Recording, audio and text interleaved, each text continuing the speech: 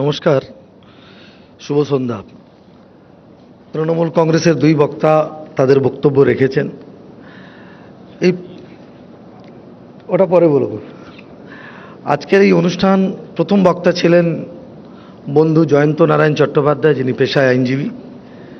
তার বক্তব্য এবং তার তুলে ধরা বিভিন্ন যুক্তিকে যারা তিনজন ওই দিক থেকে বলেছেন, ঘুরিয়ে ফিরিয়ে বলা হলো, মানে জয়ন্তবাবু যেটা বলেছেন তার পলিটিক্যাল বায়াসনেস তুলে ধরা হয়েছে। সঞ্চালক সুমন শুরু করেছিলেন বিশ্বাসের কথা দিয়ে। লোকেরা আমরা ইয়ার্কি মেরে অনেকে বলে থাকি বিশ্বাস মারা গেছে। সত্যি কথা বলতে সবার বক্তব্য শোনা গেছে। পাবলিক ডোমেনে বিগত বেশ কিছু দিন ধরে এসআইআরকে নিয়ে অনেক আলোচনা, অনেক বক্তব্য, এটা নিয়ে হয়তো প্রায় 7-8টা যুক্তিতর্ক হয়ে গেছে। আমি এটা নিয়ে দ্বিতীয়বার এসেছি। একই কথা বারবার প্রায় সকলেই ঘুরে ফিরে বলেন। তৃণমূল অনেক কথা বলেছে, যত সমস্ত তাদের যুক্তিতর্ক, তাদের যে বক্তব্য আপনাদের সামনে তুলে ধরা হয়েছে, 60% তারা বলছেন নিজের সরকারের সাফল্যের কথা। তাদের মধ্যে রয়েছে বিজেপি বিরুদ্ধাচারণের কথা। ঘুরে ফিরে তারা বাঙালির এই অস্মিতার কথা বলছে। যেই মুহূর্তে এসআইআরের কথা বলা হচ্ছে, এসআইআরের কথা বলতে গিয়ে এই সমস্ত তারা যুক্তি পাচ্ছেন। আচ্ছা বলুন তো, আমরা যারা পশ্চিমবঙ্গে এই রাজ্যে আছি, আমরা দীর্ঘদিন ধরে পশ্চিমবঙ্গে একটা শব্দ শুনতাম, আমার বয়স 54, যারা আমার বয়সী আছেন তারা হয়তো এই শব্দটা থেকে সবাই ওয়াকিবহাল। আমরা বাংলায় শুনতাম সায়েন্টিফিক রিগিং। তখন আমরা ছোট, সিপিআইএম সরকারের মধ্যে রয়েছে, আমরা শুনতাম আসল ভোটটা সিপিআইএম এই ভোটার লিস্ট তৈরি করার সময় করে ফেলত। এটা শুনে আমরা বড় হয়েছি। পরবর্তীকালে আমরা দেখলাম ভোটার লিস্টে নাকি সিপিএম অর্ধেক কাজ করে ফেলতো। তারপরে ভোটের দিন সুভাষবাবু, প্রয়াত সুভাষবাবু, কমরেড সুভাষ চক্রবর্তী সেন ঐতিহাসিক ডায়লগ, সারা বছর বিরোধীদের থাকবে কিন্তু ভোটের দিনটা ভাই আমাদের দিন, সেদিন আর এইসব কথা শোনা যাবে না, ওই দিনকার গণতন্ত্রটা কিন্তু আমরা ঠিক করে দেবো। এই সমস্ত কথাবার্তা এই রাজ্যে তো আমরা শুনেছি। এগুলো শুনেই তৃণমূল কংগ্রেস নেত্রীর দীর্ঘদিনের লাগাতার আন্দোলনের মধ্যে দিয়ে পশ্চিমবঙ্গে পালাবদল হলো। 2011-তে নতুন সরকার গঠন হয়েছে। তৃণমূলের দুই বক্তার যদি আমরা সমস্ত বক্তব্যকে এক জায়গায় করি, এমন কোনো কাজ নেই যে তারা করেননি। তাদের দিদির ওপরে অগাধ আস্থা এবং ভরসা, তারা অনেক কাজ করেছেন। এত কাজ যদি করে থাকেন তাহলে এত ভয় কিসের? কোষাগারের কোটি কোটি টাকা খরচ করে এই এসআইআর রুখে দেওয়ার জন্য যে ব্যবস্থা, আজকে আমি যদি ভুল না হয়ে থাকি তাই 6 মের মধ্যে নতুন বিধানসভা গঠন করার কথা। আজকে 28 তারিখ ফাইনাল ভোটার লিস্ট পাবলিশ হওয়ার কথা। নির্বাচন কমিশনকে ইতিমধ্যে সুপ্রিম কোর্ট নির্দেশ দিয়েছে, যদি সেটা কমপ্লিট না হয় পরবর্তীকালে আরেকবার সাপ্লিমেন্টে সেটাকে ঘোষণা করার কথা বলা হয়েছে। আমরা যদি আজকে এখানে জিজ্ঞাসা করি নির্বাচন কমিশনকে সঠিক সময়ে যেটা যে পুরো করতে পারলো না, তার জন্য কি তৃণমূল কংগ্রেসের এই সরকার কোনোভাবে দায়ী নয়? নির্বাচন কমিশন আমরা সবাই জানি, আমি বিজেপির প্রতিনিধি, ভাই সজল আমরা বিজেপির হয়ে কথা বলতে এসেছি। আমাদের কাছে আমরা নির্বাচন কমিশনের কোনো দায় এবং দায়িত্ব আমাদের নয়। নির্বাচন কমিশনের কাজ ত্রুটিমুক্ত ভোটার লিস্ট তৈরি করা। প্রত্যেক এই রাজ্যের সকল যারা বৈধ ভোটার তারা এখানে থাকবেন, যারা বৈধ নয় এর সিদ্ধান্ত নেওয়ার অধিকার হচ্ছে নির্বাচন কমিশন। যদি নির্বাচন কমিশন ভুল করে থাকে নিশ্চিতভাবে তার বিরুদ্ধে যা করার প্রত্যেক ইন্ডিভিজুয়ালের করার অধিকার আছে। এ বিষয়ে কোনো দ্বিমত থাকার কথা নয়। কারণ কোনো বৈধ নাগরিকের ভোটার লিস্ট নাম বাদ যাবে এ অধিকার কারণ নয়। ভোট আমাদের অধিকার, কেউ নাম বাদ দিতে পারে না। বাংলার যা ইতিহাস, বাঙালির যা ইতিহাস, কেউ ভোটার লিস্টে নাম কেটে দেবে? আলোচনা হচ্ছে এসআইআর নিয়ে, চলে এলো বিহারের মাছ মাংস। আরে বিহারের চম্পারণ মাটন সারা ভারতবর্ষ সারা ভারতবর্ষে তাদের আউটলেট খুলছে, নাকি বিহারে মটন বন্ধ হয়ে গেছে? আরে কাউন্সিলররা যদি এই ধরনের কথা বলেন যে পরিচ্ছন্ন খাবার দিতে হবে, তার জন্য কাচের ব্যবস্থা করতে হবে, এটা কলকাতা কর্পোরেশনের দেওয়া রুলিং আছে। বিষয়কে বিষয়ান্তর করে মানুষের মধ্যে ভয় ভীতি সঞ্চার করে যদি মনে হয় আপনারা নির্বাচনের সাফল্য পেয়ে যাবেন, তাহলে আপনারা করতে পারেন, তাতে কিছু যায় আসে না। সম্পূর্ণ তথ্যকে বিকৃত করে আপনাদের সামনে রাখার যে চেষ্টা তৃণমূল কংগ্রেসের প্রতিনিধি দ্বারা করেছেন, বাংলা এবং বাঙালির মানুষ এত সহজভাবে, আপনারা যে এত পরিষ্কার চিত্র এত দিন ধরে একের পর এক কথা বলে আসছেন। নোটবন্দি 2016 সালে হয়েছিল, 2019-এ পশ্চিমবঙ্গের লোকসভা নির্বাচনে বিজেপি 18টা সিট জিতলো, তাহলে নোটবন্দির প্রভাব বাংলায় পড়েনি কেন? এত বলার পরে 2021-এর নির্বাচন বিজেপি 38% ভোট পেল, আমরা 3 থেকে 77। বললেন বিজেপি শেষ, দেয়ালে দেয়ালে স্লোগান আপনারাও দেখেছেন, 2019 বিজেপি ফিনিশ, আমরা 18টা সিট জিতলাম, 40%-এর ঊর্ধ্বে আমরা ভোট পেলাম। পরবর্তীকালে হ্যাঁ, আমরা কি ভোটের আগে বলে দেবো যে আমরা কি পারবো? আমরা তো মানুষের কাছে আমরা কথা রেখেছিলাম, মানুষ আমাদের জিততে দেয়নি, আমাদের বিরোধী দলের ভূমিকা পালন করেছে। কিন্তু বিগত 5 বছর ধরে এই রাজ্যে বিরোধী দলের ভূমিকা আমরা পালন করেছি, দায়িত্ব নিয়েছি। যে দায়িত্ব বাংলার মানুষ আমাদেরকে দিয়েছিল সে দায়িত্ব আমরা সঠিকভাবে পালন করেছি। যখন যেখানে যে অন্যায় হয়েছে তার প্রতিবাদে আমরা সোচ্চার হয়েছি। আজ এই শো থেকে বলছি, চোখ বন্ধ করে বলুন তো, এর আগের 5 বছর বিরোধী দলের নেতা কে ছিলেন? তার আগের 5 বছরে পশ্চিমবঙ্গে বিরোধী দলের ভূমিকা কে ছিল? আজকের এই 5 বছরে বিরোধী দলের ভূমিকা হিসাবে যেভাবে ভারতীয় জনতা পার্টি শুভেন্দু অধিকারীর নেতৃত্বে পশ্চিমবঙ্গের সাধারণ মানুষের কথা তুলে ধরার কাজ আমরা সঠিকভাবে করেছি।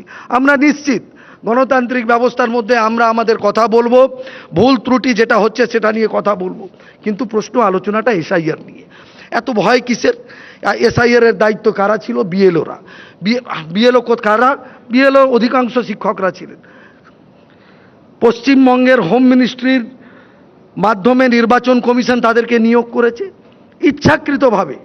বিএলওরা এই প্রক্রিয়া যাতে বিলম্ব হয়, মানুষদেরকে হয়রানি করানো হয়, সে কাজ তারা করেছেন। বহু ক্ষেত্রে আমরা দেখেছি যে ডকুমেন্টেশন তারা ভুল ভাল কাগজ আপলোড করেছেন, মানুষ হয়রানি হয়েছে, বহু মানুষ। ঠিক কথা, আমার স্ত্রী তাকেও ডাকা হয়েছে, কোথায় গিয়ে তাতে কি হয়েছে, ডাকা হয়েছে, তা আমরাও গেছি, আমি তাকে নিয়ে গেছিলাম, যে ডকুমেন্ট দরকার ছিল সেটা জমা করেছি। আমার বোন, তাকেও ডাকা হয়েছে। আমার বোনও 2002-এর ভোটার ছিল, আমার স্ত্রী 2002-এ ভোটার ছিলেন না কলকাতার। তো একটা ঘটনা, একটা ত্রুটিমুক্ত ভোটার লিস্ট তৈরি করতে যাদের কষ্ট হয়েছে তাদের কাছে ক্ষমা চেয়ে নিতে আমাদের কোনো ইয়ে নেই, কারণ মানুষের হয়রানি হয়েছে। কিন্তু এই হয়রানিটা তৃণমূল কংগ্রেস নেত্রীর একটা শব্দ ধার করব, ম্যানমেড বন্যা তিনি বারবার বলতেন। এই ম্যানমেড হয়রানিটা শুরু করিয়েছে তৃণমূল কংগ্রেস খুব চিন্তা ভাবনা করে, কারণ তারা মনে করেছিল এই হয়রানিটা যত হবে, এই বারবার দেখছেন বলা হচ্ছে এই 1.5 কোটি মানুষ হয়রানির মধ্যে রয়েছেন। এই 1.5 কোটি মানুষের মধ্যে বহু লোক এমন আছেন যাদেরকে জোর করে ভুল ভাল করে ওই বিএলওদের জন্য হয়েছে। একদিকে এসআইআর-এর কাজ চলছে, একদিকে তৃণমূল কংগ্রেস সমর্থক বিএলওরা লাগাতার নির্বাচন কমিশনের সামনে ধর্ণা দিচ্ছেন। এই যুক্তি, তার কারণটা কি? তারা যদি ঠিকঠাকভাবে তাদের কাজ করতেন, আমার মনে হয় বহু ভোটার যাদেরকে জোর করে এই ভোগান্তির লিস্টের মধ্যে দাঁড় করানো হয়েছে তাদেরকে হয়তো এই কষ্ট হতো না। এখন সুপ্রিম কোর্টের মামলা চলেছে, সুপ্রিম কোর্ট রায় দিয়েছে, আগামী দিনে যে ভোটার লিস্ট তৈরি হবে সেই ভোটার লিস্টের দায় দায়িত্ব জজ সাহেবদের ওপরেও থাকবে, এই বিচারকদের ওপরেও থাকবে, কারণ এই ত্রুটিমুক্ত ভোটার লিস্টের কাজ তার যুক্ত হয়েছেন বিচারকরা। যে তাচ্ছিল্যের স্বরে নির্বাচন কমিশনকে বলা হচ্ছে, আমরা নির্বাচন কমিশনের হয়ে এখানে বলতে আসিনি। যদি নির্বাচন কমিশনের এই ভোটার লিস্ট তৈরি করাতে সঞ্চালক সুমনবাবু বলেছেন যে শ্রমিক ভট্টাচার্য দাবি করেছেন, যথেষ্ট সঠিকভাবে দাবি করেছে। আমি এই অনুষ্ঠানে বলছি, যারা বিএলওরা এই ভুল ভ্রান্তি করেছেন, যাদের ইচ্ছাকৃত বা অনিচ্ছাকৃত কারণে বৈধ ভোটারদেরকে জোর করে লাইনে দাঁড়াতে হয়েছে, তাদের বিরুদ্ধে আমি দাবি তুলছি, তাদের বিরুদ্ধে নির্বাচন কমিশনের শাস্তি দেওয়া উচিত, তাদের শাস্তির আমি দাবি করছি। কারণ নির্বাচন কমিশন নিজের দায়িত্ব এড়াতে পারেন না, তাদের এটা দায়িত্ব। তাদের সঠিক ভোটার লিস্ট করানো যেরকম দায়িত্ব, ঠিক একইভাবে তাদের এজেন্সি থেকে যদি তাদের ভুল ভ্রান্তির জন্যে কোনো বৈধ ভোটারকে কষ্ট পেতে হয়, তাদের বিরুদ্ধে ব্যবস্থা নিতে হবে তাদেরকে। একই সঙ্গে যারা আজকে অনেক উদাহরণ দিচ্ছেন, এই রাজ্যে আমরা সুশান্ত রঞ্জন উপাধ্যায় নামের একজন নির্বাচন কমিশনকে দেখেছি, পার্থ চ্যাটার্জির নেতৃত্বে, অরূপ বিশ্বাস, পার্থ চ্যাটার্জি, শোভন চট্টোপাধ্যায় আমার যদি মেমোরি ঠিক থাকে এরা গিয়ে এমন প্রেসার করলেন, নির্বাচন চলাকালীন 2015 সালে তাকে ইস্তফা দিতে হলো। যে আলাপন বন্দ্যোপাধ্যায় ভুটানে ছিলেন সরকারি যাত্রায়, তার নামার আগে তার নাম ঘোষণা হয়ে গেল রাজ্য নির্বাচন কমিশনের রূপে। এয়ারপোর্ট থেকে নেমে সোজাই পৌঁছে গেলেন রাউডেন স্ট্রিটের তিনি নিজের নির্বাচনী দপ্তরে। বাংলার মানুষ এটা তো দেখেছে, শুধু রাজীব সিনহা বলে নয়, একাধিকবার আমরা অনেক ঘটনা দেখেছি। কিন্তু ওই তরজায় যাওয়ার আমার কোনো দরকার নেই। আমাদের কাজ হচ্ছে, আমাদের বক্তব্য ত্রুটিমুক্ত ভোটার লিস্ট তৈরি করতে হবে যাতে মানুষ ঠিকঠাকভাবে ভোট দিতে পারেন। আমরা বিশ্বাস করি মানুষ যাদের কাছে এই লজিক্যাল ডিসক্রিপেন্সি ফর্ম লজিক্যাল ইয়েতে তাদেরকে দাগ দিয়েছে, এই হয়তো অনেকের ক্ষেত্রে গৃহীত হয়েছে, অনেকের ক্ষেত্রে হয়নি। একাধিক অভিযোগ, আমি বিহারের বারবার অভিযোগ, বিহারের কথা বলা হয়েছে। একবার ডক্টর শাকিল আহমেদ খান এমওএস ছিলেন, বেশি দিন নয়, এর আগের কংগ্রেস সরকার ইউপিএ গভর্নমেন্টে তিনি এমওএস ছিলেন। যেদিন বিহারের নির্বাচনের শেষ হয় সেদিন তিনি প্রেস কনফারেন্স করেন এবং কংগ্রেস দল থেকে ইস্তফা দেন। তার প্রেস কনফারেন্সটা দেখার মতো আছে আজকের ডেটে। পরবর্তীকালে তার সমস্ত চ্যানেলকে তিনি ইন্টারভিউ দিয়েছেন। এই যে চ্যানেলে আমি এখন বলছি, এর যে ন্যাশনাল চ্যানেল, তাতেও তার ইন্টারভিউটা আছে। এখানে যারা এসছেন দয়া করে একবার শুনবেন, তাহলে বুঝতে পারবেন যারা কথায় কথায় যারা বিহারের উদাহরণ দিচ্ছে, তাদের দলের যিনি যাত্রা করলেন 10 দিন ধরে, তার দলের নেতা যিনি একটা সময় বিহারের মন্ত্রী ছিলেন, বিহার কংগ্রেস সভাপতি ছিলেন, কেন্দ্রীয় স্তরে কংগ্রেসের সাধারণ সম্পাদক ছিলেন, কংগ্রেস ওয়ার্কিং কমিটির মেম্বার ছিলেন, তার বক্তব্য আপনারা শুনলে বুঝতে পারবেন যে কিভাবে এই এসআইআর প্রক্রিয়াটাকে মানুষের মধ্যে ভুল বোঝানোর কাজ হয়েছে। 12টা রাজ্যে হচ্ছে বাংলা সহ, কেন পশ্চিমবঙ্গ সহ? সুমনবাবু আপনি বেল বাজাচ্ছেন, সমস্ত অভিযোগ আমাদের দিকে, আর এই দলের শেষ বক্তা আমি, তাই একটু সময় আপনার কাছে ধার করে নিচ্ছি। একটু আগে বলা হচ্ছিল যে কোনো জনবিন্যাস বদলায়নি। সুমনবাবু একটু আগে ফারাক্কার মনিরুল ইসলামের কথা বললেন। বিডিও অফিস ভাঙচুর করতে গিয়ে মহাত্মা গান্ধীও বাদ যাননি, মহাত্মা গান্ধীর মূর্তিও ভাঙচুর হয়েছে, সেটা নিয়ে তৃণমূল কংগ্রেসের কোনো বক্তব্য নেই। যে আমরা দেখেছি ভোটারদের সংখ্যা 15 বছরে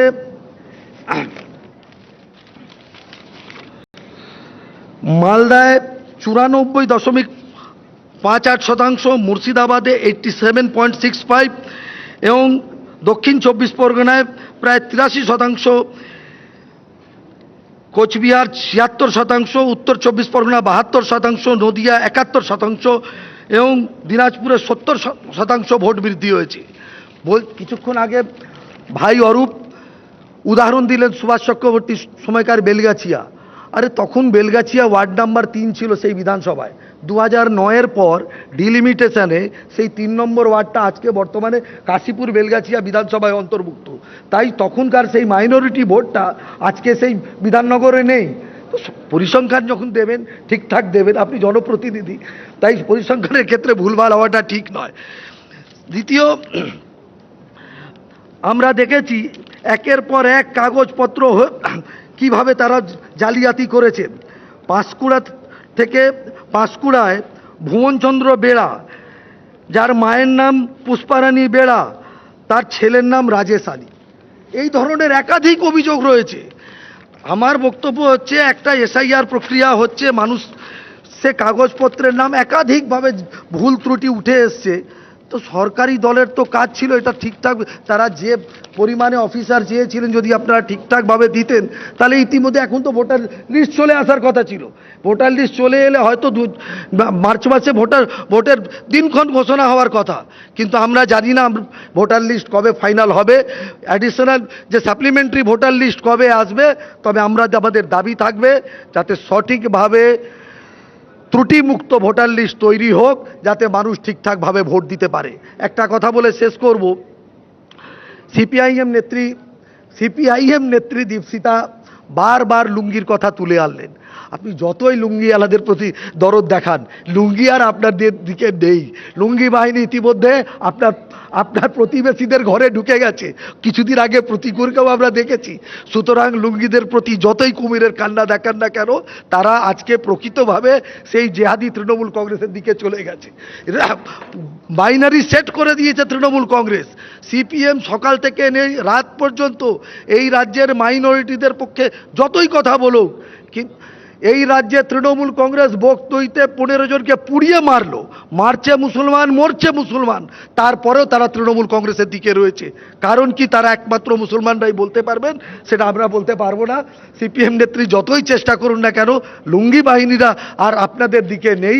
তারা ছিল একটা সময়, তাদের নতুন অবস্থান, নতুন জায়গা হচ্ছে তৃণমূল কংগ্রেস। ধন্যবাদ।